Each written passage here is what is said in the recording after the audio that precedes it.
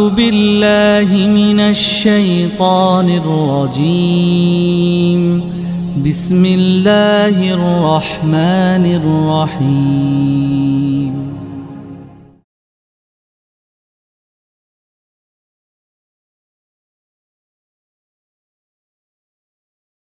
Bismillahirrahmanirrahim. Alhamdulillahirabbil alamin. Wassalatu wassalamu ala syarafil anbiya'i wal mursalin wa ala alihi wa sahbihi ajmain. Asyhadu an la ilaha illallah wahdahu la syarikalah wa asyhadu anna Muhammadan abduhu wa rasuluh rahmatan lil alamin. Allahumma anfa'na wa 'allimna ma yanfa'una wa zidna ilma. Rabbi shrah li sadri wa yassir li amri wa hlul 'uqdatam min lisani yafqahu qawli, amma ba'du. Para ibu, bapak yang dimuliakan Allah Subhanahu wa taala, wa khusus Ustaz Dudi, Ustaz Irsyad. Alhamdulillah wasilahnya dari Ustaz Dudi, saya dapat kembali bersilaturahim dengan para bapak dan ibu hadirin hadirat di forum, saya menyebutnya Daurah Tadabbur Al-Quran Majelis Ta'lim Madani. Mudah-mudahan Allah memberkahi kita semua. Amin. Topik yang akan kita bahas, kita elaborasi, kita cermati adalah tentang menggapai cinta Allah. Tadi Ustadz Dudi sudah menyampaikan isi, sebetulnya sudah isi dari beliau, dan nuansanya nuansa mengajak kita untuk merefleksikan diri kita terkait dengan cinta kita kepada Allah Subhanahu wa taala, yang menurut Ustadz Dudi tadi itu mengingatkan kita kecenderungannya cinta kepada Allah itu malah terhalangin oleh berbagai faktor yang bersifat duniawiah. Hadirin rahimakumullah, insya Allah kita akan membahas tentang cinta Allah ini melalui tafsir Al-Quran, surat Al-Imran ayat 31.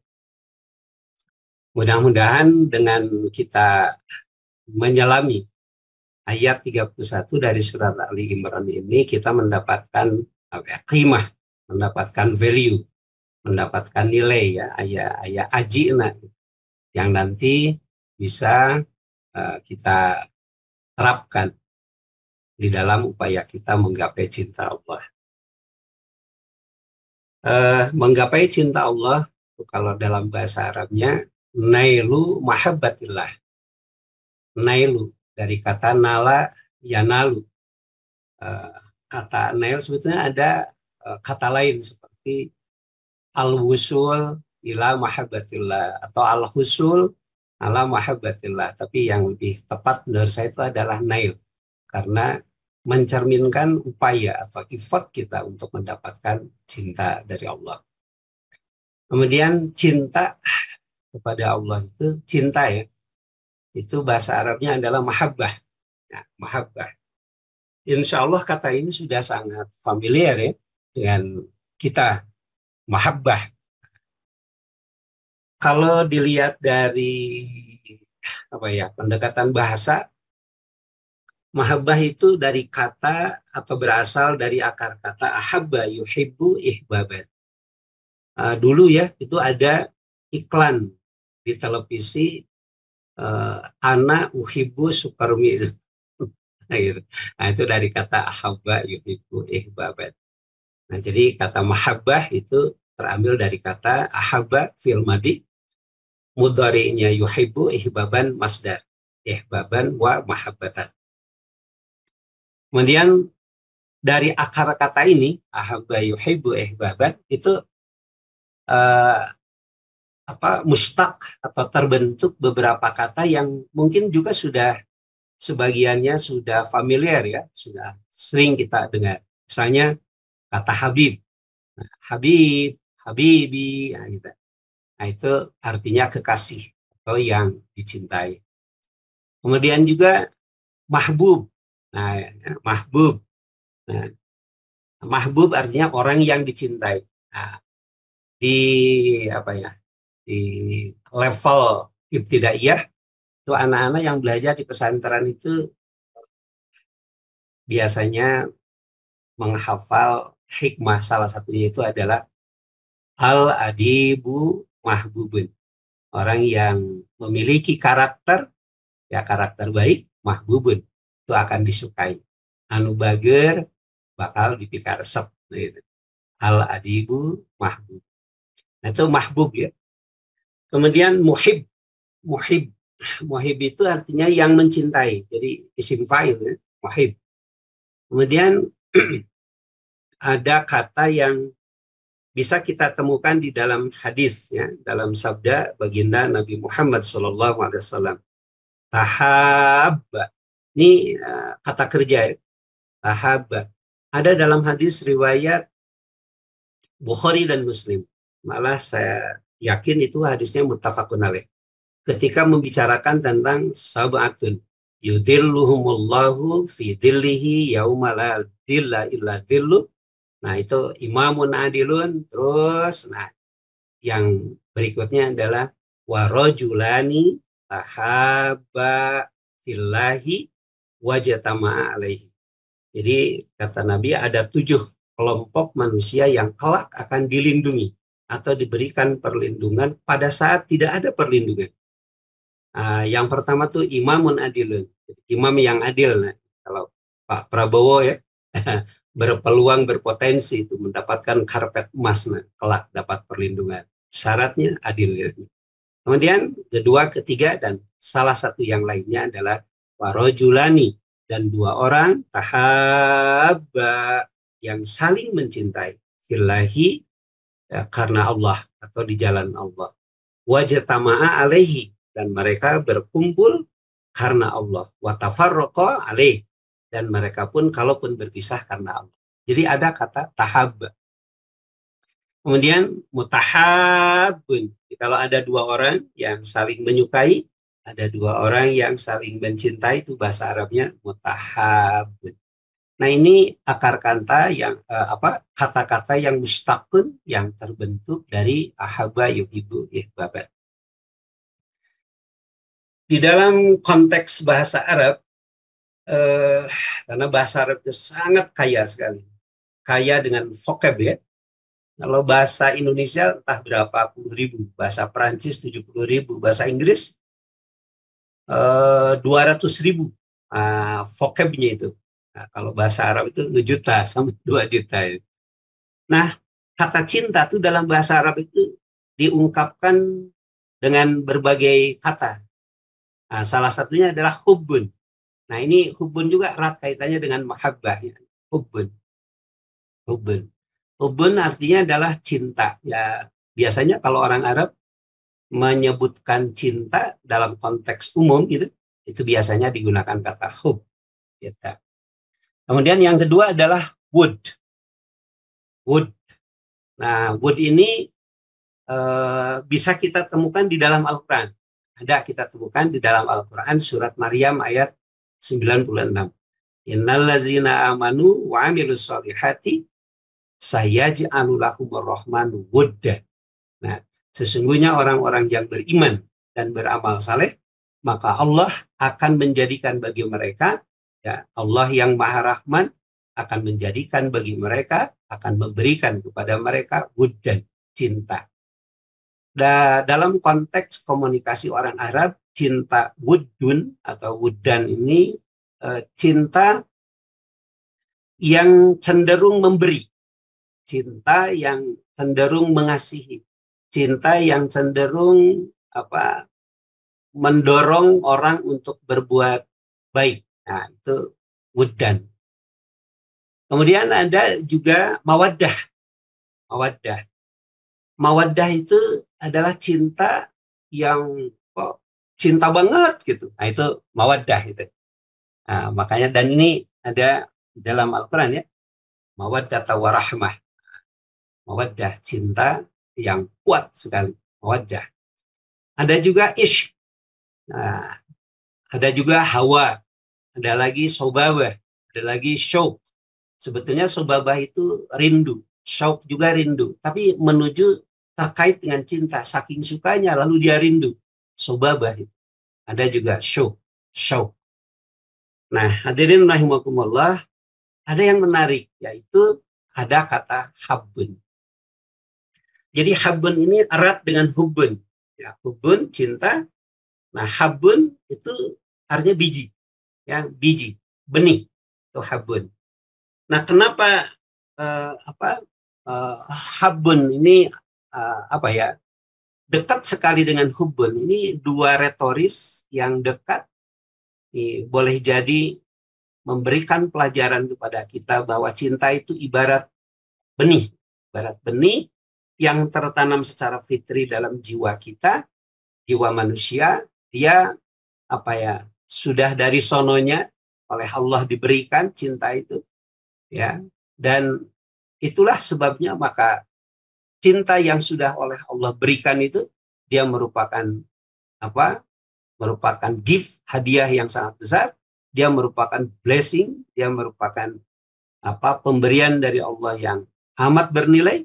Nah, ini perlu dijaga, perlu dipupuk gitu.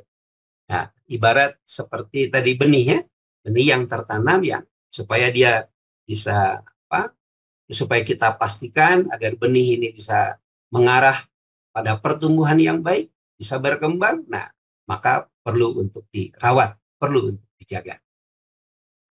Hadirin rahimakumullah, mengapa cinta selalu relevan untuk kita bahas, kita diskusikan? Nah, sebentar, bisa pindahkan dulu. Oke. Mengapa cinta selalu relevan untuk dikaji? Ya, tadi Ustaz Dudi mengingatkan, ya, dari sejak kecil kita mendiskusikan, membahas tentang persoalan cinta. Saya menemukan beberapa alasan. Yang pertama, mengapa cinta relevan untuk dibahas, menarik untuk dibahas? Insya Allah akan memberikan inspirasi, ilham dalam rangka kita berefleksi, mengevaluasi diri kita. Itu karena persoalan cinta adalah persoalan yang bersifat alami. Bahasa kitanya tuh universal gitu. Jadi cinta itu, berbicara cinta adalah berbicara tentang soal yang universal. Maksudnya adalah bahwa tidak ada seorang pun manusia yang tidak pernah mengalami soal cinta. Tidak ada seorang pun manusia yang tidak memiliki rasa cinta. Apakah dia itu laki, apakah dia perempuan, apakah dia orang kampung, orang kota, apakah dia terdidik sekolah, atau sama sekali dia tidak terdidik, apakah dia orang bodoh, apakah dia orang pintar, apakah dia pejabat, apakah dia rakyat, semua orang pernah mengalami di dalam hidupnya itu perasaan suka, perasaan cinta. Nah, oleh karena itu berbicara tentang cinta adalah berbicara yang tak ada sekat, tak ada batas. Ini yang pertama. Yang kedua, mengapa cinta selalu relevan untuk kita diskusikan, termasuk pada kita obrolkan, ya, pada malam hari ini. Karena yulamisu a'maqa jawani bil insan. Kalau terjemahannya, karena cinta itu akan berbicara tentang menyentuh sesuatu yang sangat dalam dari manusia. Apa itu? Rasa. Menyentuh hati, menyentuh harapan, bahkan menyentuh meaning, menyentuh makna, menyentuh hakikat dari kehidupan kita. Nah, karena itu insya Allah kita akan memberikan perhatian yang cukup terhadap cinta untuk kita diskusikan terus bagaimana supaya kita bisa tadi benih cinta yang sudah Allah berikan itu bisa kita terus jaga, bisa terus kita kembangkan, bisa kita rawat, terus kita pupuk dan kita. Yang ketiga, hadirin rahimakumullah, Ternyata cinta itu adalah muharrikul af'al. Apa ya bahasa kita ini? Muharrikul af'al. Dia adalah penggerak, penggerak tindakan, penggerak perbuatan. Di dalam kehidupan ini banyak persoalan yang didorong oleh cinta. Banyak karya-karya yang besar itu lahir karena cinta. Bahkan di dalam hidup itu orang bisa saja sampai punya keberanian. Awalnya dia tidak punya keberanian, awalnya dia epesan gitu, tapi kemudian dia menjadi manusia yang bersosok berani gitu, bahkan berani mati gitu, karena cinta. Jadi dia adalah faktor X yang bisa menggerakkan perbuatan, menggerakkan tindakan. Mungkin kalau kita melakukan semacam review ya, refleksi. Dulu tahun 1945 atau jauh sebelumnya, sebelum kita merdeka, kita punya apa gitu? Untuk bisa mengusir penjajah. Sementara penjajah itu mereka sudah memiliki equipment, peralatan yang luar biasa. Sama sekali di luar daripada jangkauan kita. Mereka datang membawa carrier, bukan membawa motor, membawa mobil, membawa carrier. Mereka datang pakai perahu besar, perahu besi besar. Mereka datang sudah pakai membawa mortir. Mereka datang sudah pakai pesawat udara. Ya, kita dapat blessing in disguise ya, dapat keuntungan gitu yang tersembunyi. Begitu Jepang kemudian dibom Hiroshima dan Nagasaki oleh Amerika, begitu dibom, lalu kemudian kita bisa mendapatkan keuntungan itu dari situ.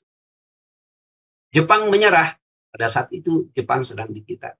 Jepang menyerah, alhamdulillah ini adalah kesempatan. Kita punya apa? Kita hanya punya bambu runcing aja. Tapi apa yang menggerakkan kita untuk berani, tekad kuat untuk bisa melawan penjajah yang mereka memiliki kemampuan yang sangat mumpuni, ditunjang dengan sumber daya yang luar biasa. Itu karena kita cinta tanah air. Jadi, apa yang menyebabkan kita merdeka? Hakikatnya Allah, seperti tercantum di dalam pembukaan Undang-Undang Dasar 1945. Tapi, kemerdekaan itu sebetulnya adalah berkat upaya kita semua. Dan majority dari bangsa ini adalah umat Islam.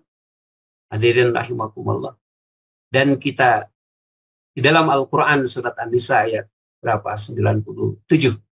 Itu disebutkan bahwa kalau kita ini diam, ya, tidak melakukan upaya memberdayakan diri kita, kalau kita diam di dalam penjajahan, kooptasi yang dilakukan oleh orang lain, kita tidak melakukan hijrah sampai kemudian kita mati, maka menurut Al-Quran kita mati dalam keadaan zalim. Ya. Oleh malaikat dinyatakan fima kuntum. Emang kalian kok mati dalam keadaan zalim itu? Kenapa? Mereka jawab, kunna mustad'afina. Kami ini adalah orang-orang yang lemah. Terus malaikat mengatakan, loh, bukankah alam takun ardullahi wasi'atan? Bukankah bumi ini luas? Fatuhajiru fiha. Ya kalau kamu tidak mampu untuk memberdayakan diri karena kooptasi penjajahan yang dilakukan oleh orang lain, fatuhajiru fiha. Hijrah. Kalau di Bandung sudah tidak bisa berbuat apa-apa karena dicengkram kekuatan kita, kaki kita dibaringkus, dirantai. Kalau di Bandung tidak bisa, masih ayah Garut, masih ayah Cianjur, masih ayah Tasik. Kenapa tidak pergi saja ke tempat yang lain? Nah, ayat ini sedang mendorong umat Islam untuk bergerak. Jadi cinta tanah air itu, alhamdulillah, itu telah diwujudkan oleh kita umat Islam. Jadi cinta menjadi muharrikul af'al. Cinta itu menjadi penggerak tindakan. Tindakan yang sangat besar, berani kita menghadapi resiko yang luar biasa. Karena dasarnya adalah cinta terhadap tanah air. Hadirin rahimakumullah. Cinta adalah merupakan masdaru ilhamin. Saya menyebutnya masdaru ilham. Apa itu? Eh, apa? Menjadi sumber ilham, sumber motivasi. Ya, berbagai aspek dalam kehidupan kita, seni, budaya, sosial, hukum, ya, bahkan agama itu sendiri. Itu kita melakukan berbagai aktivitas itu karena memang sumber energinya itu adalah dari cinta. Lalu yang terakhir, hadirin rahimakumullah, kenapa membicarakan cinta itu selalu relevan? Karena berbicara tentang cinta akan berbicara tentang ta'addidul ab'ad. Jadi berbicara tentang cinta yang multidimensi. Multidimensi. Ada cinta teman, ada cinta sahabat, ada cinta guru, cinta murid, cinta pemimpin, cinta rakyat. Kemudian ada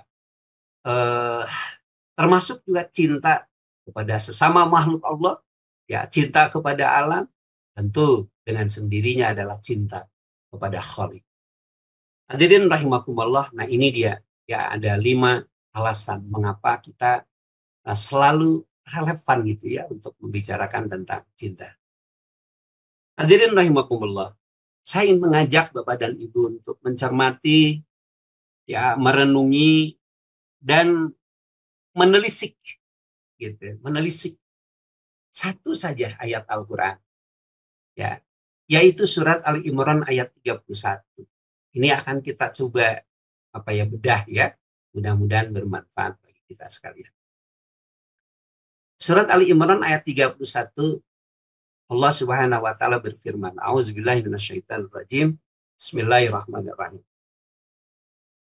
Qul in kuntum tuhibbunallaha fattabi'uni yuhibbukumullah wa yaghfir lakum dzunubakum wallahu ghafurur rahim.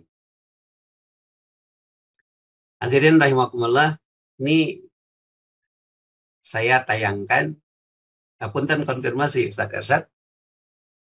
Laras ya pilih ya, slide-na laras ya. Ali Imran ayat 3 hiji. Laras Ustaz. Ini ada 2. Ini saya ambil dari sebuah program aplikasi dalam internetnya, namanya kaligrafi Al-Quran. Nah, ini indah sekali ya, luar biasa. Yang atas itu juga kaligrafi itu. Nah, cuma yang atas itu mungkin agak sulit ya. Sebagian dari kita agak sulit membacanya. Indah luar biasa. Saya ingin menunjukkan bahwa bahasa Arab Al-Quran itu luar biasa. Indah bukan saja dibaca, indah bukan saja ketika kita hafalkan, tetapi indah juga di dalam tulisan. Luar biasa. Qul in kuntum tuhibbunallaha fattabi'uni yuhibbukumullah wa yaghfir lakum dzunubakum wallahu ghafurur rahim. Mari kita coba artikan ayat ini. Qul in kuntum tuhibbunallaha. Qul, katakan. In kuntum tuhibbunallaha, jika kalian mencintai Allah. Nih, ada kalimatnya tuh. Ini retorisnya luar biasa ya. Katakanlah, jika kalian cinta kepada Allah. Lalu, fattabi'uni, maka ikutilah aku. Kemudian, yuhibbukumullah, Allah akan mencintai kalian. Kemudian, wa yaghfir lakum dzunubakum, dan akan mengampuni dosa-dosa kalian. Kemudian, wallahu ghafurur rahim, dan Allah Maha Pengampun lagi Maha Penyayang. Hadirin rahimakumullah, ayatnya tidak begitu panjang, pendek. Saya ingin ajak Bapak dan Ibu untuk menikmati keindahan dari ayat Al-Quran ini. Mari kita. Yang pertama, Qul. Ini mungkin sudah akrab ya, sudah familiar di dalam lisan kita.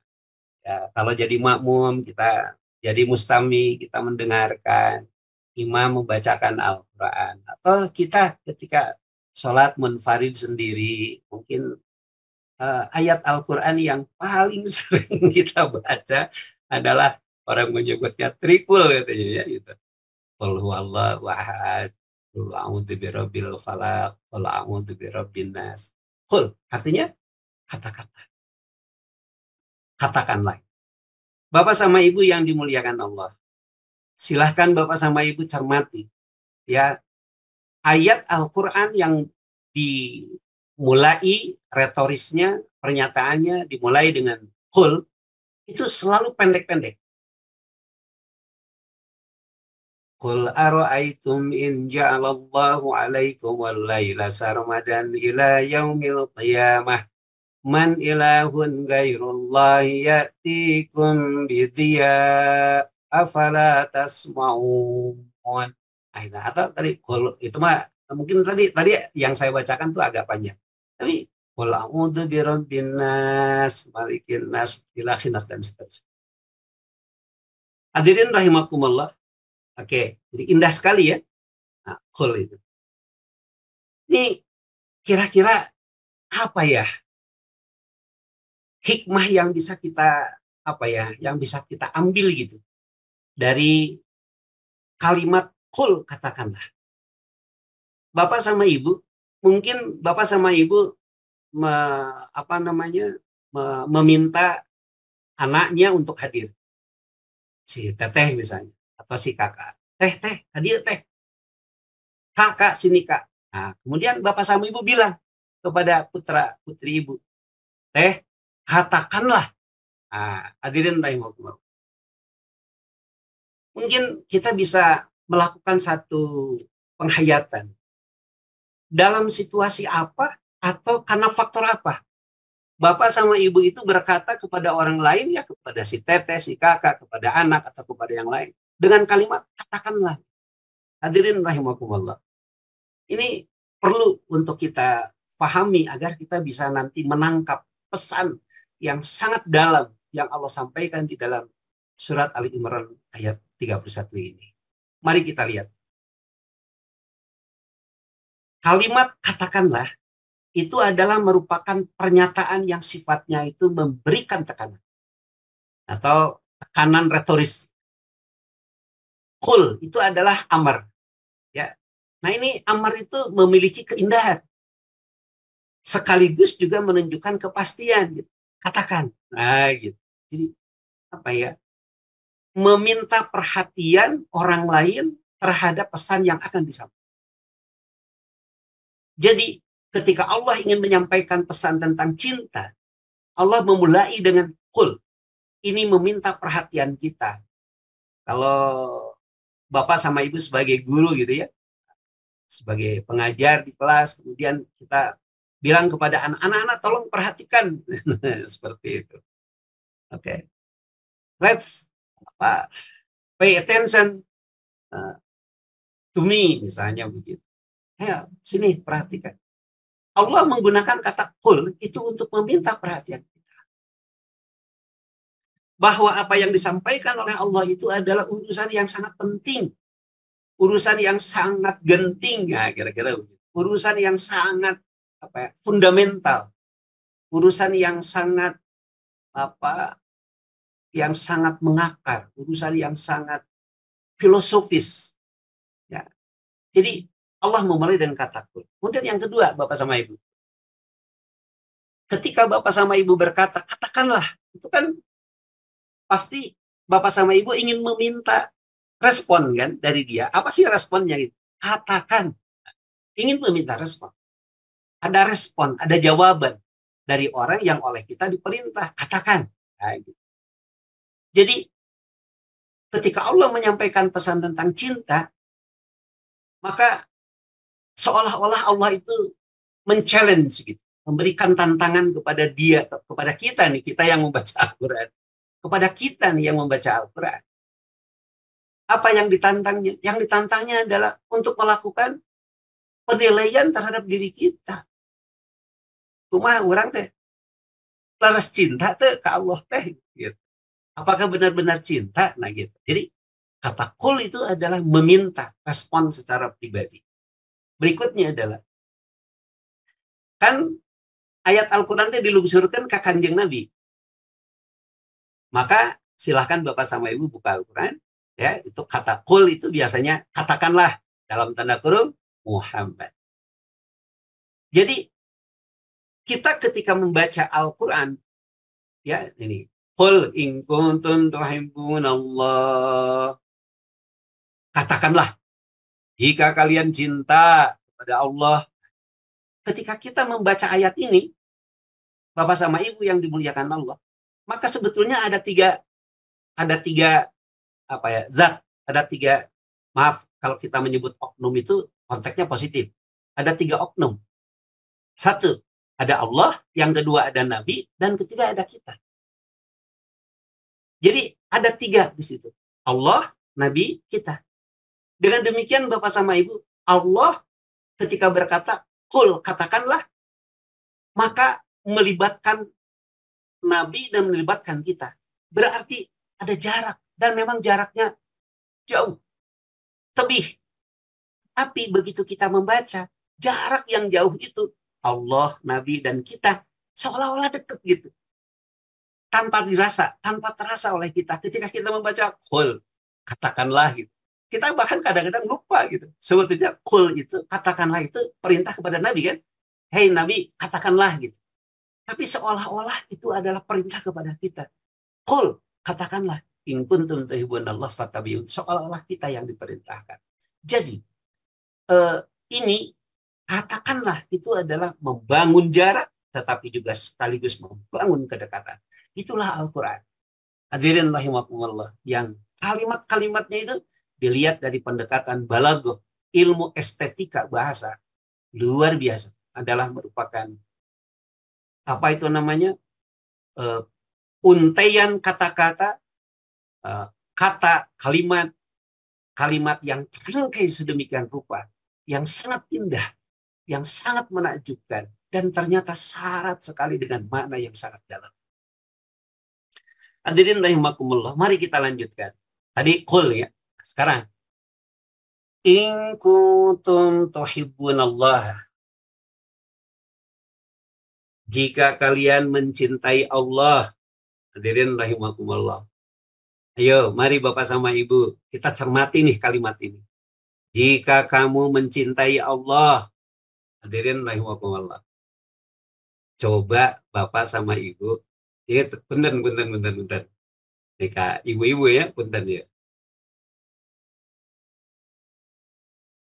Kapan atau dalam situasi apa seorang perempuan berkata kepada suaminya,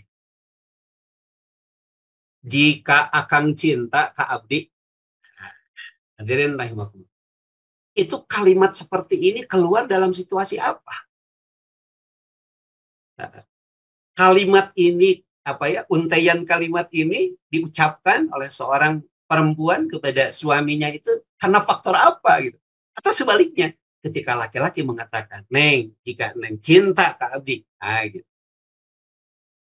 Jika Anda cinta kepada saya, hadirin rahimakumullah. Ini perlu kita, apa ya, perlu kita cermati gitu. Apa ini? Ada faktor apa ini yang membuat kemudian kalimat ini disampaikan? Gitu.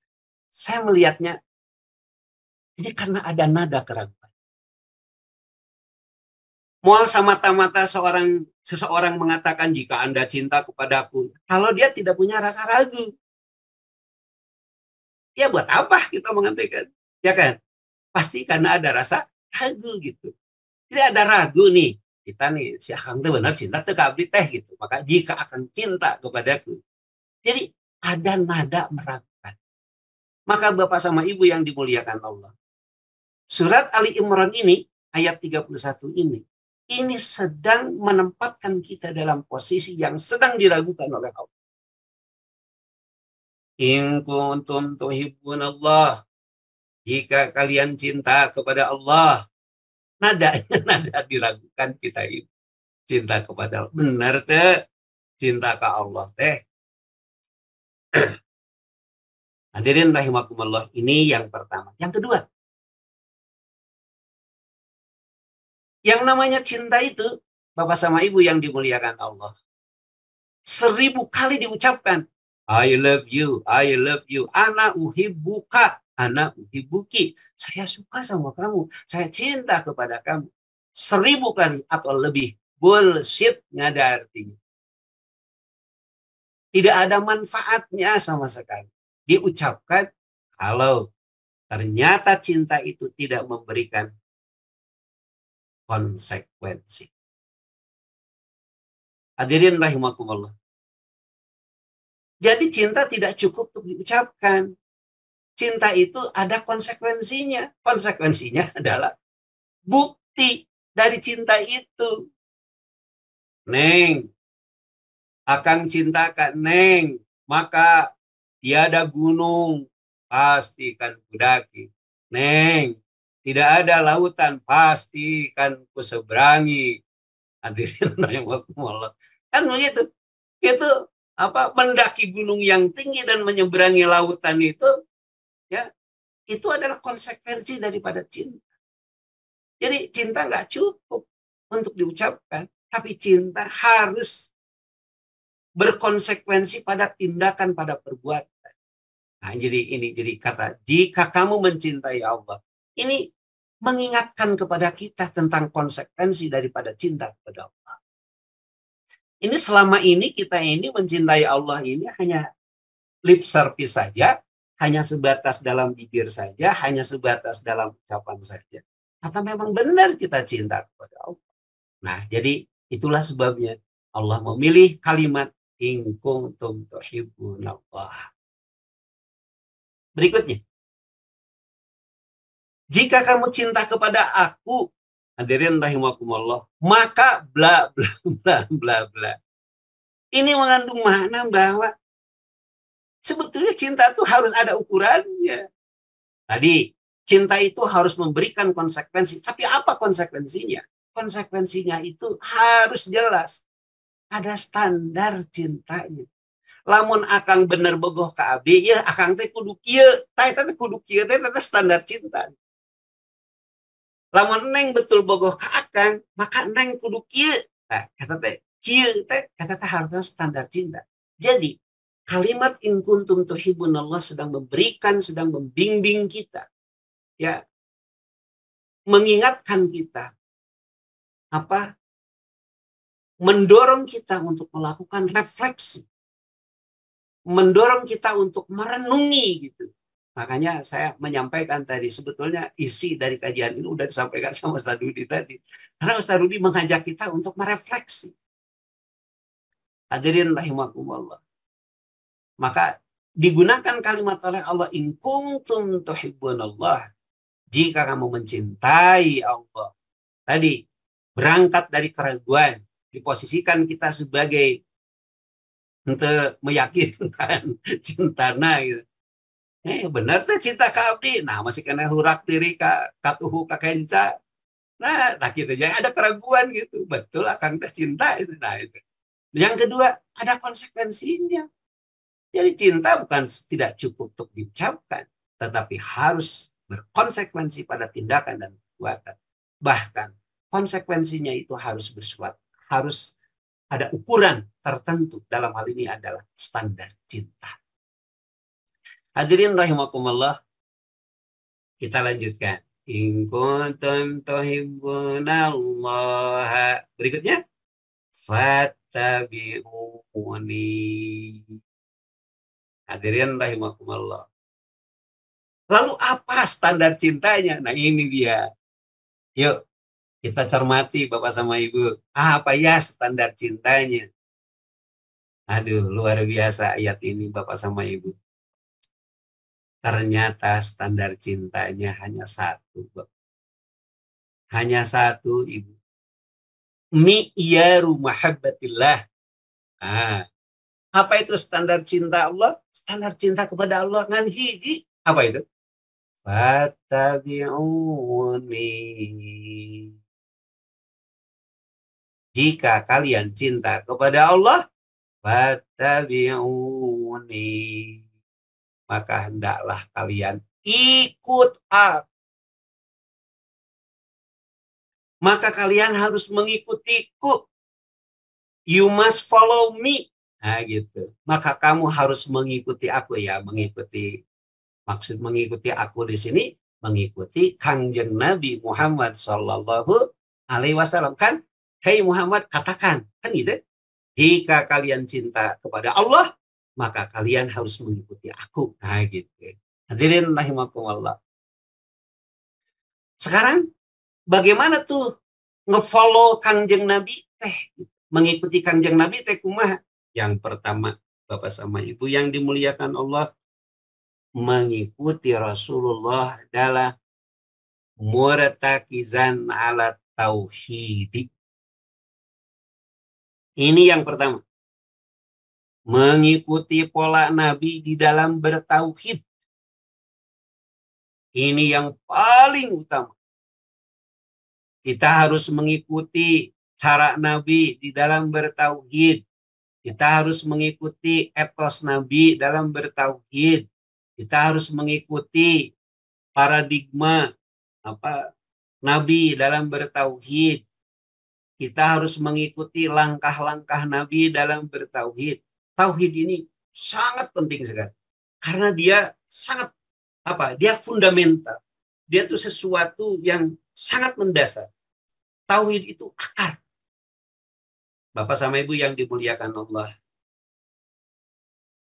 Apa itu agama Islam? Al-Islamu, agama Islam itu adalah dua. Aqidatun wa syariah. Akidah, kepercayaan, iman, tauhid kepada Allah, wa syariatun, dan nilai. Ada sih yang membagi tiga, akidah, syariah, dan akhlak itu ya. Gak apa-apa, sebab akhlak itu pecahan daripada syariat. Hadirin rahimakumullah.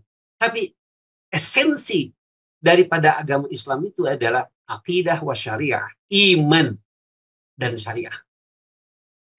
Dan iman ini akar, ibarat sebuah pohon. Bapak sama Ibu yang dimuliakan Allah. Mungkin batangnya gede, batangnya jangkung tinggi sekali. Lalu kemudian rantingnya juga rimbun. Lalu kemudian buahnya juga ada, tapi nggak ada akarnya. Itu bisa dipastikan itu adalah pohon plastik. Gitu. Jadi pohon plastik, mual aya pohon yang tidak punya akar. Hadirin rahimakumullah. Kuat tidaknya pohon itu tergantung pada akar. Sebab akar itu adalah sumber energi. Hadirin rahimakumullah, itulah sebabnya kenapa baginda Nabi membangun umat manusia itu memerlukan waktu yang lebih luas. Membangun iman ketimbang membangun syariah, membangun ubudiyah. Periode Makkah 13 tahun. Periode Madinah, periode syariah, periode ubudiyah itu hanya 10. Sebab kalau iman sudah beres, urusan syariah mudah. Urusan syariah gampang. Urusan akhlak gampang. Kalau iman sudah beres. Ini kita bisa saksikan misalnya salah satunya itu adalah misalnya pada fenomena tentang minuman khamar misalnya. Ini minuman khamar itu adalah sudah menjadi budaya pada masyarakat itu untuk minum khamar gitu. Lalu ketika ayat Al-Quran turun, yas'alunaka 'anil khamri wal maisiri qul fihima ismun kabir wa manafi'u linnas wa ismuhuma akbaru min naf'ihima. Ayat Al-Quran itu belum melarang. Makanya Umar bin Khattab itu sampai 3 kali itu pergi ke bukit dan teriak di bukit itu berdoa, ya Allah, tunjukkan kepada aku ini tentang larangan untuk minum khamr. Lalu kemudian turunlah ayat Al-Quran. Ya ayyuhallazina amanu la taqrabus sholata wa antum sukaro. Hei orang yang beriman, jangan kalian mabuk dalam keadaan kalian sedang sholat. Disampaikan ke Umar. Umar, sahabat Umar, ini sudah turunnya Al-Quran yang melarang. Begitu Umar mendengar, Sayyidina Umar kecewa, berangkat lagi ke bukit. Teriak lagi, berdoa dengan teriak di bukit, di atas bukit itu. Ya Allah, bayyin lana fil khamri bayanan syafiyan. Terangkan kepadaku ya Allah tentang aturan, tentang hukum yang melarang dengan tegas minum khamr. Karena Sayyidina Umar merasa muak sekali dengan budaya minum khamr. Banyak orang yang mabuknya mungkin seperti itu. Sampai kemudian keluarlah apa itu namanya ayat yang dengan tegas. Hadirin rahimakumullah, begitu keluar innamal khamru wal maisiru wal ansabu wal azlamu rijsum min amalis syaitan fajtanibuhu. Ayat ini nadanya itu, retorisnya itu sudah jelas melarang, mengharamkan. Maka Umar itu meresponsnya dengan luar biasa. Apa ucapan yang keluar dari Umar bin Khattab? Beliau mengatakan, intahaina, intahaina, intahaina. Bukan begini, intahu, berhenti kalian. Enggak. Tapi beliau mengatakan, intahaina, kami pasti akan berhenti. Kenapa kami pasti akan berhenti? Karena kami sudah memiliki iman. Iman. Persoalan halal haram itu, ya, begitu sudah ada Al-Quran yang melarang, ya, sudah pasti akan berhenti. Maka Umar mengatakan, intahaina, intahaina, kami berhenti, kami berhenti, kami berhenti. Ini jadi lebih mudah untuk menanamkan syariah dan ubudiyah itu dibandingkan dengan menanamkan tauhid. Ketika tauhid ini sudah kuat sekali, maka hadirin rahimakumullah akan menjadi mudah sekali untuk menerapkan ya apa syariah dan ubudiyah. Ini yang pertama yang harus kita ikuti dari Kanjeng Nabi Muhammad SAW adalah segi tauhid, yaitu iman, mengimani Allah secara esa. Jangan sekali-kali menyekutukannya. Di dalam Al-Quran surat Luqman itu sampai disebutkan bahwa la tusyrik billah inna syirka la zulmun azim. Jangan kalian berlaku syirik, menduakan Allah. Sesungguhnya perbuatan syirik itu adalah zulmun azim, suatu penganiayaan yang amat besar. Hadirin rahimakumullah, yang kedua tentu mengikuti ibadahnya, muttabi'an di ibadati Rasulullah sallallahu alaihi wasallam. Salatnya, zakatnya, puasanya, hajinya, hadirin rahimakumullah, adalah perbuatan-perbuatan kita menyembah Allah, dan tindakan kita menyembah Allah itu harus kita lakukan dengan penuh keikhlasan, dengan berkualitas. Maka hadirin rahimakumullah, bagaimana cara mencintai Allah? Yang kedua, tadi menjaga tauhid, sekarang yang kedua, mulai berhati-hati sekali di dalam ibadah. Sebab ibadah adalah harus sesuai dengan kaidah dari Allah. Ibadah harus sesuai dengan contoh. Kalau kita beribadah kepada Allah dengan mengada-ngadakan sendiri, kita ada-adakan sendiri cara kita beribadah kepada Allah, Allahnya bukannya suka. Justru malah Allah sangat tidak suka. Kenapa? Sebab ketika kita membuat aturan sendiri untuk menambahi ibadah kita, maka sama dengan kita sedang tidak mempercayai akan aturan yang datang dari Allah. Kita menganggap bahwa aturan dari Allah itu kurang. Kita menganggap aturan dari Allah itu lag, masih janggal. Kita menganggap aturan dari Allah itu belum sempurna. Itulah sebabnya. Maka harus ditambah oleh kita.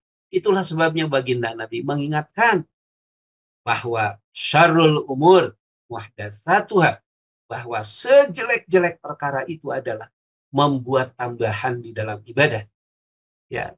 Nah, ini hadirin rahimakumullah yang kedua, mengikuti ibadahnya baginda Nabi Muhammad SAW. Yang ketiga, muqtadiyan bil khuluqi wal muamalatin nabawiyah. Hadirin rahimakumullah, kita mengikuti Nabi adalah mempola cara-cara yang bersifat individual, personal, pribadian Nabi, dengan kata lain sikap perilaku Nabi. Dan yang kedua, al-muamalah an-nabawiyah.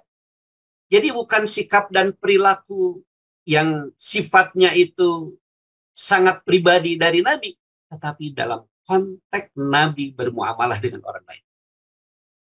Bagaimana cara Nabi bermuamalah di dalam keluarga, bagaimana cara Nabi bermuamalah dengan istrinya, bagaimana cara Nabi bermuamalah dengan lawan jenisnya, bagaimana Nabi bermuamalah dengan sesama sahabat, bagaimana baginda Nabi Muhammad SAW bermuamalah dengan orang yang berbeda agama.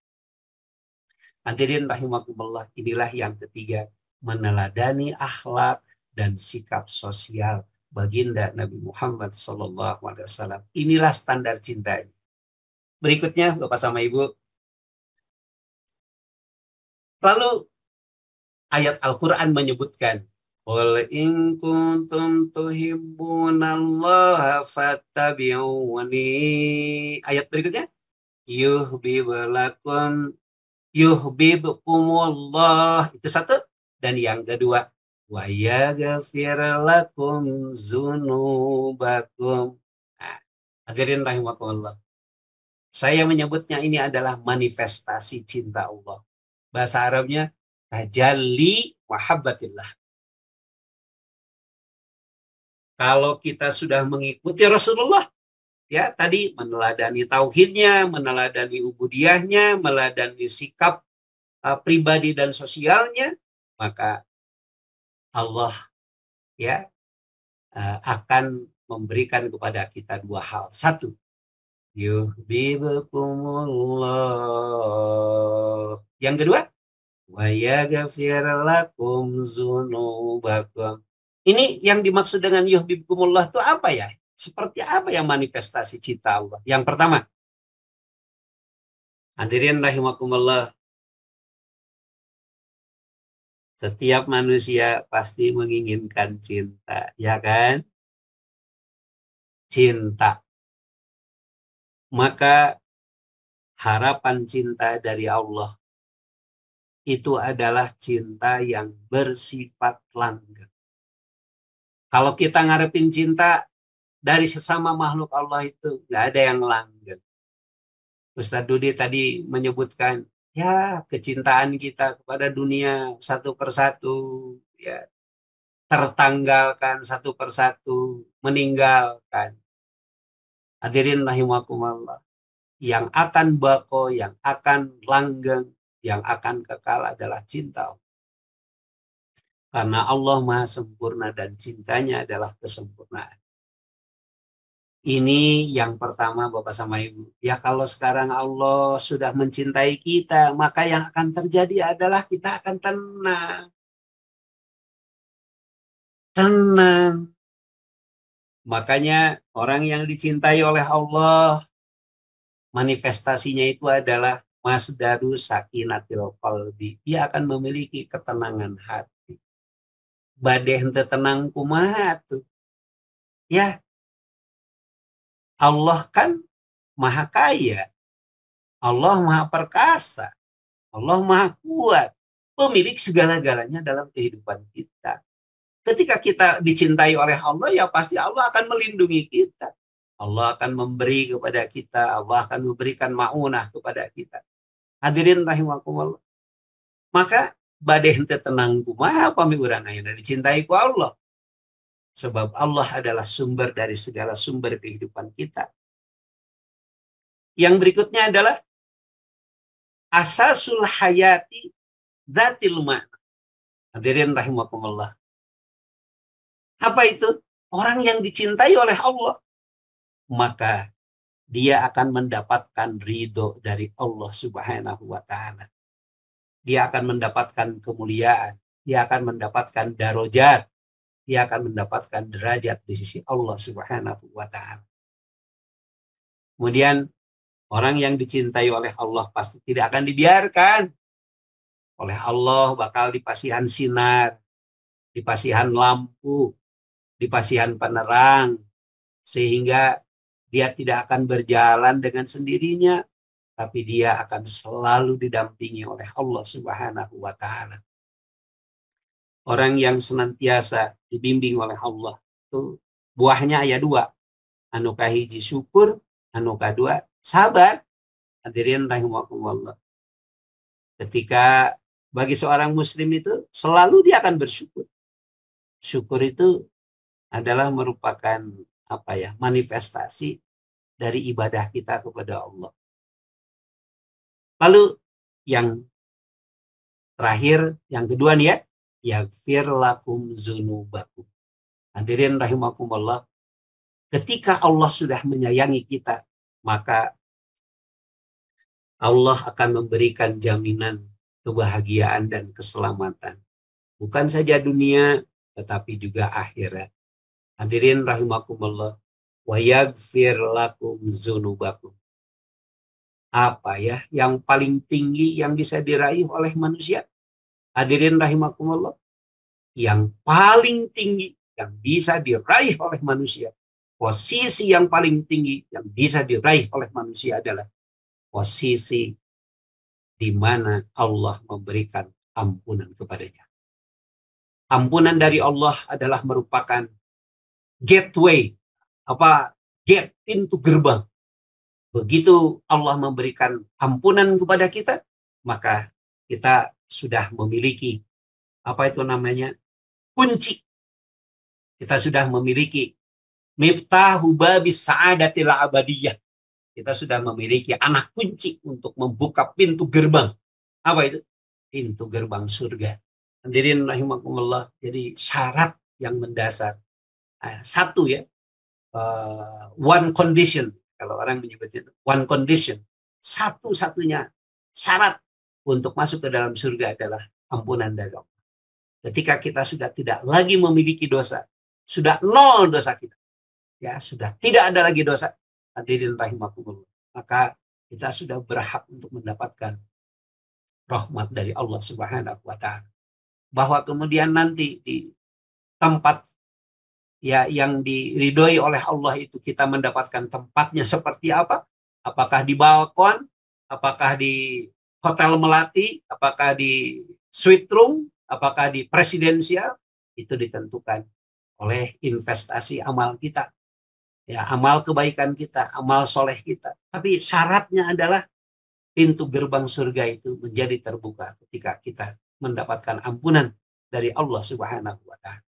Jadi inilah manifestasi dari cinta Allah. Hadirin rahimakumullah.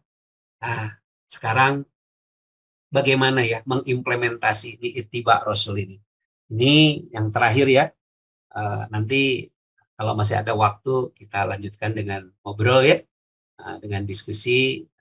Sekarang seperti apa ya implementasinya? Jadi apa itu? Tatbiq. Saya menyebutnya tatbiq. Tatbiqatun amaliyatun littibain Nabi sallallahu alaihi wasallam. Bagaimana ya kita mengimplementasikan ittiba kepada Nabi itu? Yang pertama, Bapak sama Ibu, saya menyebutkan mungkin sekitar 10 atau 12 ya. 12 tindakan yang penting kita jaga. Tapi bukan berarti hanya 12 ini. Ini hanya untuk mendorong aja. Ada nanti tindakan-tindakan perbuatan kita yang lain yang harus kita lakukan. Satu, menjaga salat malam dan ibadah sunnah lain. Hadirin rahimakumullah. Insya Allah orang yang membiasakan salat malam itu insya Allah jiwa hatinya itu akan cerah. Hadirin rahimakumullah. Allah akan memberikan kepadanya kekuatan moral, kekuatan spiritual. Ya, Bapak sama Ibu yang dimuliakan Allah, seseorang yang menjaga sholat malam itu, insya Allah dia akan memiliki kekuatan mental yang luar biasa. Dalam situasi, dalam kehidupan kita yang sekarang ini serba tantangannya sedemikian banyak, maka satu hal yang perlu kita jaga itu sholat malam. Kalau Bapak sama Ibu memiliki sana keluarga yang jauh, ya nggak apa-apa jauh juga. Namun satu hal saja, titipkan pesan agar dia melakukan sholat malam. Kalau bisa, ya memang 2 malam sekali, 3 malam sekali, minimal seminggu sekali, ya seperti itulah.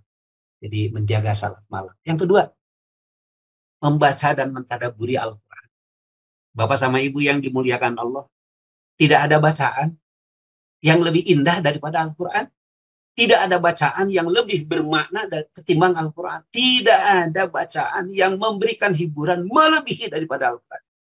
Tidak ada bacaan yang memberikan value, nilai, memberikan stimulasi, membangun etos, mendorong kita untuk bekerja, mendorong kita untuk memperbaiki, mengembangkan diri, dan seterusnya. Nggak ada lagi baca, melebihi daripada Al-Quran. Maka tiada hari tanpa Al-Quran, tiada hari, tiada satu minggu tanpa baca misalnya 1 juz Al-Quran. Hadirin rahimakumullah, bahkan lebih jauh untuk kita tingkatkan levelnya menjadi hafalan. Hadirin rahimakumullah, tadi Ustaz Dudi spill katanya. Ibu-ibu kepada anaknya, waduh, ya apa itu namanya, mendorong anak untuk menghafalkan, sibuk mengingatkan anak untuk hafalan. Hari ibu hafal surat naon.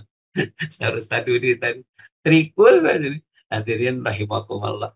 Panginten urang kedah izin ku barudak. Alhamdulillah barudak hafalan luar biasa. Nah, kapan ya? Kemarin gitu saya lagi habis olahraga lalu kemudian ke kantin tuh di Cinde. Kemudian selesai olahraga ke kantin, di kantin saya lihat ada anak kecil. Saya tanya, kamu kelas berapa? TKB. Aduh, tapi bacaan Al-Qurannya luar biasa. Saya tanya beberapa surat. Wah, ternyata udah hafal sekali. Kalau trikul itu luar biasa.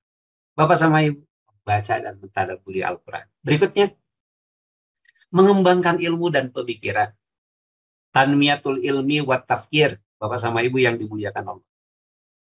Tiada hari tanpa kita mengembangkan ilmu kita. Kita pastikan media sosial, ya, di mana kita bagus kita bersilaturahmi. Tapi bukan sekedar untuk nge-share hiburan, tapi ilmunya. Memang kita belum terbiasa ya, belum terbiasa untuk membangun budaya berilmu, ya, budaya untuk mengilmu gitu. Saya ya punten ini, sering saya seperti halnya Ustaz Dudi itu. Nge-share itu Ustaz Dudi punya berapa broadcast gitu. Saya juga alhamdulillah itu satu broadcastnya betul 250 orang. Sekali kemudian kita kirim itu kan alhamdulillah ya, kita dapat mengirim ke ribuan orang gitu. Hadirin rahimakumullah. Belum lagi WA grup itu, bermacam-macam WA grup itu.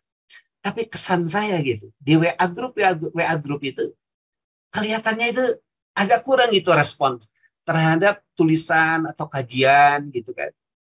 Saya dulu ketika sekali merilis itu tulisannya ya ada sampai 25 halaman gitu, 20 halaman gitu. Dulu tuh panjang-panjang gitu. Lalu ada yang ini nyolek saya. Ustaz, tolong katanya tidak terlalu panjang-panjang katanya. Kalau bisa mah katanya paling bantar itu katanya ya 7 halaman gitu. Saya tanya kenapa ya? Rupanya dia adalah seorang guru. Dia seorang guru. Dia mengingatkan kepada saya bahwa budaya kita untuk berilmu itu, thalabul ilmu itu masih rendah. Hadirin rahimakumullah, pemikiran. Hadirin rahimakumullah, kita didorong untuk menggunakan akal untuk berpikir. Bahkan agama saja itu harus kita pikirkan. Hadirin rahimakumullah, itu ada hadis tapi hadisnya lemah gitu kan, bahwa ad-dinu huwal aqlu. Jadi dari segi substansi itu sejalan. Ad-dinu huwal aqlu. La dina liman la aqlalahu. Benar. Agama itu adalah akal, dan tidak ada agama bagi orang yang tak berakal. Memang betul gitu. Walaupun hadisnya memang dhaif gitu. Tapi secara substansi itu terverifikasi oleh akal kita bahwa agama itu akal, dan betul agama Islam itu sejalan dengan akal. Hadirin rahimakumullah, jadi kembangkanlah ilmu, kembangkan pemikiran. Berikutnya, mengatur waktu dengan disiplin. Tandimul waktu bil intibaq. Hadirin rahimakumullah. Ini sampai Al-Quran mengingatkan, wal asri innal insana lafi khusrin. Waktu itu anugerah. Waktu itu dia ya, kalau tidak digunakan oleh kita, maka ibarat dia sebuah bedog pisau, dia akan memotong kehidupan kita itu. Al waktu kasaifi fa illam taqtahu yaqta'ka. Waktu itu bagaikan pisau ya. Kalau kita tidak gunakan pisau itu, ya malah pisau itu yang akan mengenai kita. Jadi waktu yang harus kita gunakan secara disiplin. Kemudian menjaga lisan dan etika dalam berkomunikasi. Bapak sama Ibu sekarang itu begitu termanjakan dalam berkomunikasi melalui WA group dan lain sebagainya gitu. Tapi lisan dan etika kita dalam berkomunikasi sering kita tidak terjaga. Apalagi kalau sudah menyentuh urusan politik ya, sudah menyentuh persoalan itu gitu. Nah, ini mengikuti baginda Nabi Muhammad SAW adalah mengimplementasikan dalam percakapan kita ya lisan dan etika komunikasi yang sangat baik. Berikutnya adalah menjaga amanah dan jabatan dan kepemimpinan bagi Bapak dan Ibu yang masih diberi oleh Allah amanah kepemimpinan selevel apapun, sekecil apapun, atau bahkan setinggi apapun. Nah, ini jangan lupa itu adalah amanah yang akan diminta tanggung jawab oleh Allah SWT. Menghormati orang tua dan menyayangi keluarga. Birrul walidaini wa mahabbatul usrah. Lalu berikutnya adalah mendidik anak dengan keteladanan. Tadi Ustaz Dudi mengingatkan, seperti apa ya kita sekarang ini? Begitu sulit sekali kita untuk mendidik anak. Kenapa? Karena nggak ada keteladanan. Betul itu Ustaz Dudi. Beliau mengingatkan kita tentang pentingnya pendidikan dengan berbasis pada keteladanan. Kalau kita mencoba berkaca ya pada baginda Nabi Muhammad SAW, beliau itu kan bukan orang yang ahli, agitator, orator. Beliau itu bukan orang yang ahli berbicara. Mungkin punten nih, punten. Kalau baginda Nabi misalnya ada sekarang dan beliau itu ceramah di televisi, mungkin nggak menarik. Karena beliau bukan seorang orator yang ulung, karena beliau bukan seorang agitator yang ulung. Tapi kenapa nilainya itu dari baginda Nabi itu bisa diikuti? Karena Nabi melakukannya itu dengan qudwah. Nabi melakukannya dengan qudwah. Jadi qudwah hasanah itu, ya keteladanan itu adalah asas dakwah. Jadi kita kalau hanya sekedar berbicara, menyuruh, melarang, kalau sekedar dengan orasi itu belum mendidik, tapi mendidik dengan keteladanan. Jadi satu kata dan perbuatan baginda Nabi Muhammad SAW. Ini yang ke-8. Yang ke-9, menolong yatama dan duafa. Bapak sama Ibu yang dimuliakan Allah Subhanahu wa taala. Di samping amal-amal yang tadi itu, maka membantu yatama dan duafa itu bisa menjadi wahana wasilah untuk mendapatkan kemurahan dari Allah Subhanahu wa taala. Yakinilah, nggak ada orang yang akan jatuh miskin karena dia membantu orang lain. Nggak ada orang yang jatuh miskin karena dia membantu yatama, bantu kaum duafa. Baginda Nabi Muhammad SAW mengingatkan, beliau sambil mengumpulkan para pejabat, dikumpulkan para agniya yang kaya. Baginda Nabi mengingatkan, ala waturzakuna watunsoruna illa bidu'afikum. Aku ingatkan kepada kalian, kalian dapat amanah, kedudukan, dapat jabatan, dan kalian dapat harta, kalian dapat kekayaan itu semua karena ada orang-orang yang kecil yang telah berkontribusi kepada kalian, sehingga kalian menjadi orang yang kuat, sehingga kalian menjadi orang yang kaya. Hadirin rahimakumullah, maka menolong yatama dan duafa. Yatama, kata baginda Nabi, aku dan orang itu yang memelihara anak yatim itu kahatain. Baginda Nabi sampai menyatakan, beliau tuh menginikan as-sababah, telunjuk ya sama yang jari tengahnya. Segini dekatnya itu antara beliau dengan orang yang memelihara anak yatim. Sedemikian besarnya apresiasi dari baginda Nabi pada orang yang memberikan pertolongan terhadap yatama dan duafa. Hadirin rahimakumullah, menjaga kebersihan lingkungan. Boleh kita mengambil manfaat, boleh kita mengambil faidah dari alam, tapi harus dijaga. Sebab alam ini adalah tempat satu-satunya kita buat hidup. Inna makana lahu fil ardi. Sesungguhnya kami telah menempatkan manusia itu fil ardi, di bumi. Hadirin rahimakumullah. Kita punya ilmu, mau ke Mars nggak akan ada, nggak akan bisa. Mau kemana nggak akan bisa. Bumi ini satu-satunya. Maka tidak ada lagi yang harus kita lakukan kecuali kita rawat lingkungan kita. Boleh kita mengambil manfaat, boleh kita mengeksplorasi, ya, boleh kita menambang apa yang bisa kita ambil, yang bisa kita manfaatkan, tapi subhanallah, kita harus jaga. Ini PR besar kita ya. Alhamdulillah saya dapat kesempatan untuk berwisata ilmiah ya, ke beberapa daerah dalam setahun beberapa kali gitu, sampai ke tempat yang sangat jauh sekali ya di dalam negara kita gitu. Misalnya saya tahun kemarin sempat ke Kalimantan Utara, lalu kemudian sampai ke perbatasan gitu ya. Alhamdulillah dapat tugasnya dari kampus itu. Lalu saya menyaksikan betul bagaimana kekayaan alam kita ini betul-betul terkuras, tetapi tanpa memperhatikan lingkungan kita. Maka ini menjadi PR besar ya Bapak sama Ibu yang dimuliakan Allah. Berikutnya adalah membangun sarana ibadah dan fasilitas umum. Hadirin rahimakumullah, fasilitas ibadah dan fasilitas umum, sekolah, madrasah, tempat ngaji Bapak sama Ibu, dan tentu saja tempat kita ibadah, masjid, ya, musola, ini adalah segala partisipasi dari kita insya Allah menjadi jariyah, menjadi sodaqatun jariyatun, menjadi wakaf yang pahalanya itu akan terus mengalir dengan deras sekali. Nggak akan terputus. Gambarannya begini Bapak sama Ibu. Apa investasi yang nilainya itu sangat lama? Itu kata baginda Nabi ada 3. Anak yang soleh, yang kedua ilmu yang bermanfaat, dan yang ketiga adalah wakafnya. Hadirin rahimakumullah. Apa yang dimaksud dengan investasi yang sangat lama?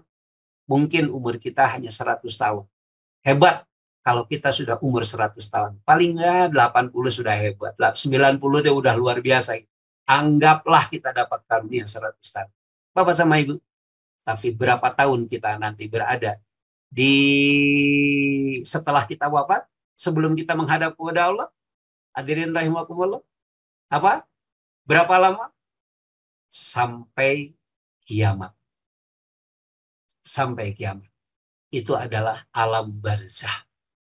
Barzah, alam barzah. Alam barzah itu adalah alam antara dunia dan akhirat.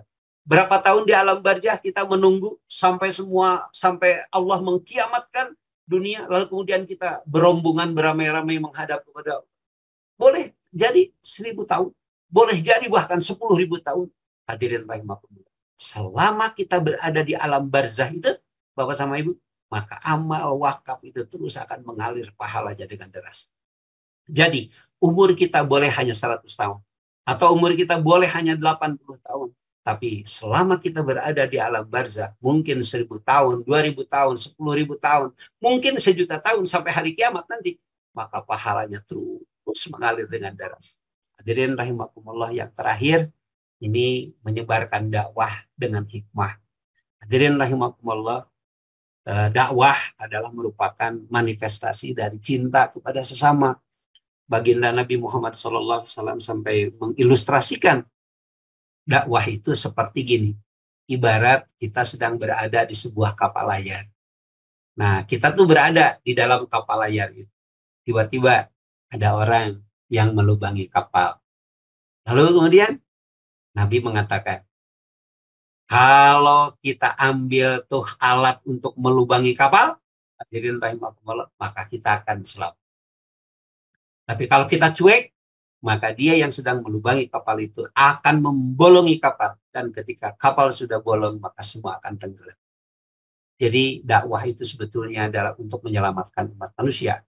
Jadi dakwah itu betulnya adalah merupakan cinta ya, kepada sesama yang kita wujudkan dalam bentuk ajakan. Ajakan kepada kebaikan dan melarang dari berbagai bentuk kemungkaran. Demikian Bapak sama Ibu yang dimuliakan Allah Subhanahu wa taala, ya, kita ngadaras Al-Qur'an surat Ali Imran ayat 31. Mudah-mudahan ada manfaatnya buat kita sekalian. Aqulu qouli hadza wa astaghfirullah li wa lakum. Walhamdulillahirabbil alamin.